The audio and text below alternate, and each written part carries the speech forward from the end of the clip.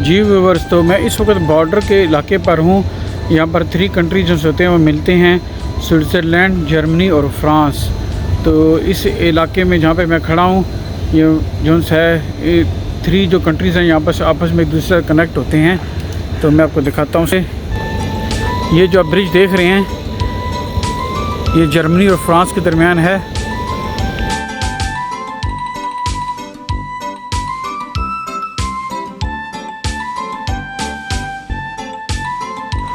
इस इलाके के लोग इन तीनों मुल्कों में आ जा सकते हैं और आसानी से रोज़मर्रा की शॉपिंग भी कर सकते हैं और यहाँ आना जाना बहुत ही नॉर्मल है।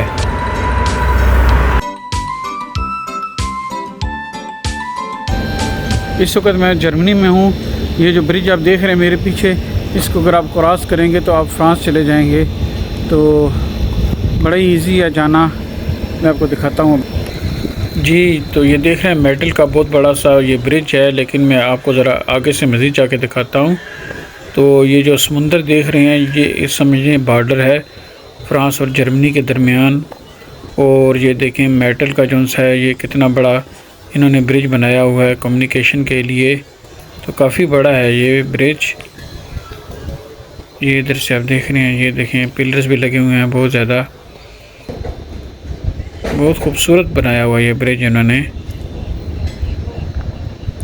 इस ब्रिज को आप क्रॉस करेंगे तो वो उस तरफ सामने आप जो देख रहे हैं ये फ्रांस है।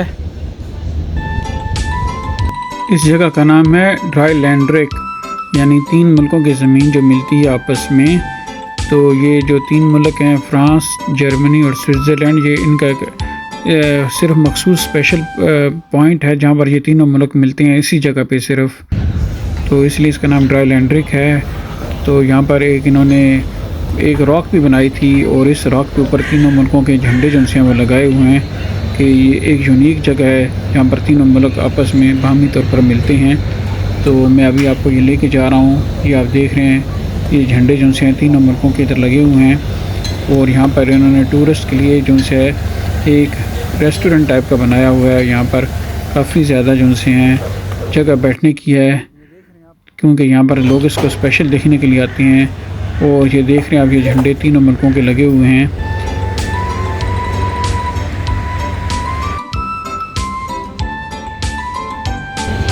तो अभी मैं ब्रिज के ऊपर जा रहा हूँ, आपको मैं ब्रिज का इलाका दिखाता हूँ वहाँ से कैसा है। ये जी मैं सीढ़ियों पे अभी चल रहा हूँ, ये देख रहे हैं आप। तो ये सारी जो सीढ़ियाँ मेटल की हैं बनी हुई और इनमें आवाज़ भी गूंज रही होगी यकीनन थोड़ी थोड़ी सी जब आप चलेंगे। तो अगर आपने इस इलाके में आना है तो आपको स्विट्ज़रलैंड के शहर बाज़ल में जाना होगा। वहाँ से 10 मिनट के फासले पर आप इस सफ़र पे या इस इलाके पे आ सकते हैं। और ये देखें ट्रैक इन्होंने बनाया हुआ है साइकिलिस्ट के लिए और पैदल चलने वालों के लिए। तो ये दोनों तरफ ट्रैक इन्होंने बनाए हुए हैं। और ये दूसरा रास्ता है समंदर का, ये देख रहे हैं आप। यहाँ से आप ब्रिज पे देख सकते हैं इसको खड़े होकर। तो ये सारा फ्रांस आप देख रहे हैं सामने।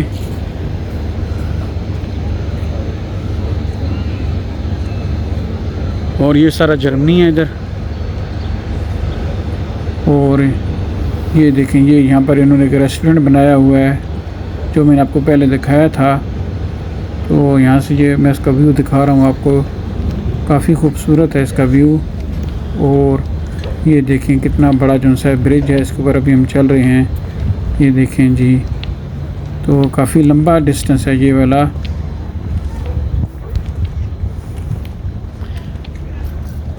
और ये देखें लोग आ रहे हैं जा रहे हैं यहाँ से।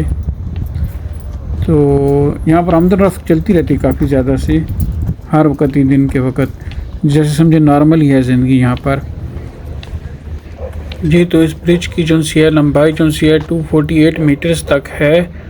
और ये दुनिया का जो सा लंबा ब्रिज है जो पैदल चलने वालों के लिए है।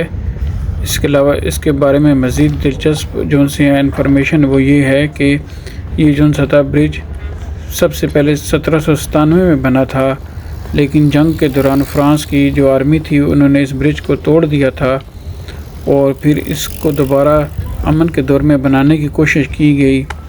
और फिर आखिरकार मॉडर्न दौर में इसको मज़ीद जो है रिकन्स्ट्रक्ट किया गया इस ब्रिज को। और इस ब्रिज के जो ज़्यादातर हिस्से हैं वो फ़्रांस के शहर हुनन में ही बने थे। फिर इसको, क्योंकि ये मेटल का ब्रिज है, और इसको लाया गया और इसको इस इलाके पे फिक्स किया गया। जी व्यूअर्स, तो ये सामने जो इलाका है ये स्विस का इलाका है।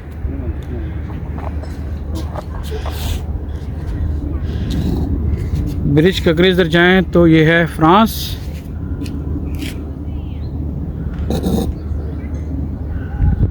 और ये जो है ये है जर्मनी।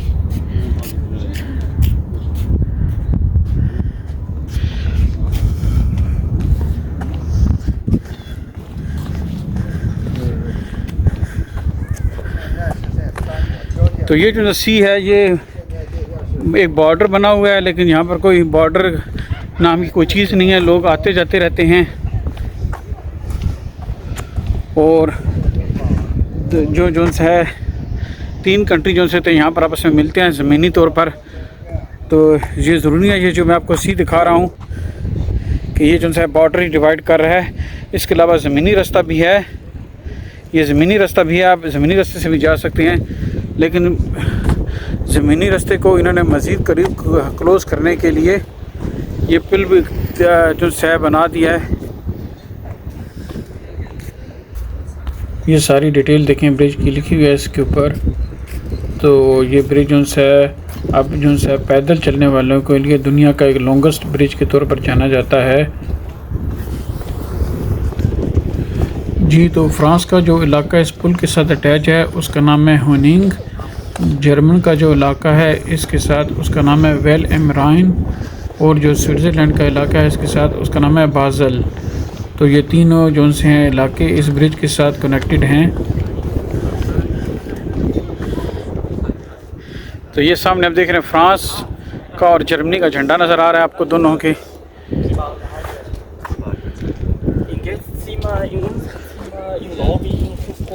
और ये है फ्रांस, ये जो आप देख रहे हैं,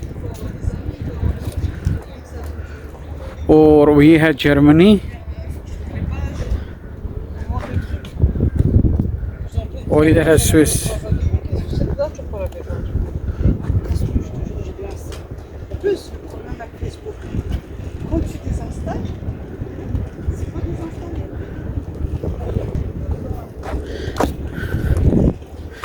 दिलचस्प बात यह है कि अगर आप बॉर्डर को क्रॉस करेंगे यानी ब्रिज को पार करेंगे तो वहाँ पर फ्रेंच बोली जाती है, और अगर ब्रिज के दूसरी साइड पर जाएंगे तो वहाँ पर जर्मन बोली जाती है।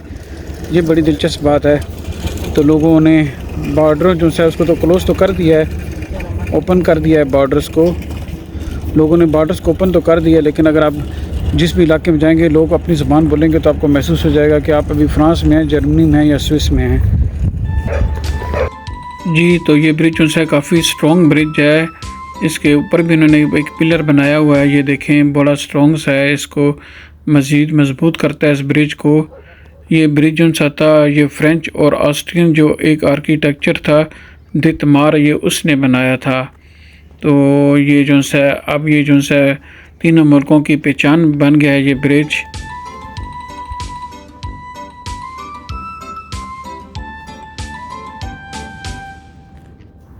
ये देखें जी, ये रिवर राइन है, ये भी यूरोप का जो है बड़े रिवर्स में शामिल होता है। और राइन रिवर जो है उसकी जो सी है शनाख्त ये भी है कि ये बहुत सारे मुल्कों की सरहद भी बन चुका है।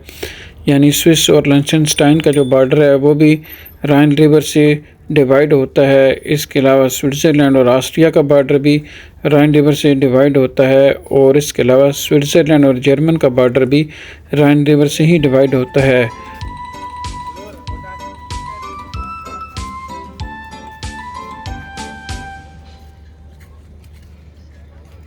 जी व्यूअर्स, तो मैं इस वक्त जो ब्रिज पर हूँ ये जर्मनी, स्विस और फ्रांस का बॉर्डर है, और ये ब्रिज के ज़रिए भी कनेक्ट हुआ है जो 30 जून 2007 को बना था।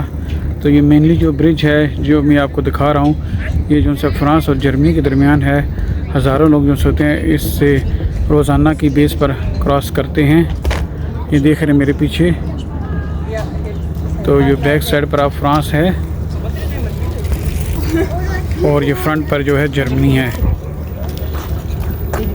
साथ यहाँ पर एक बहुत प्यारा सा रेस्टोरेंट भी बना हुआ है, आप यहाँ पर कॉफ़ी वगैरह पी सकते हैं।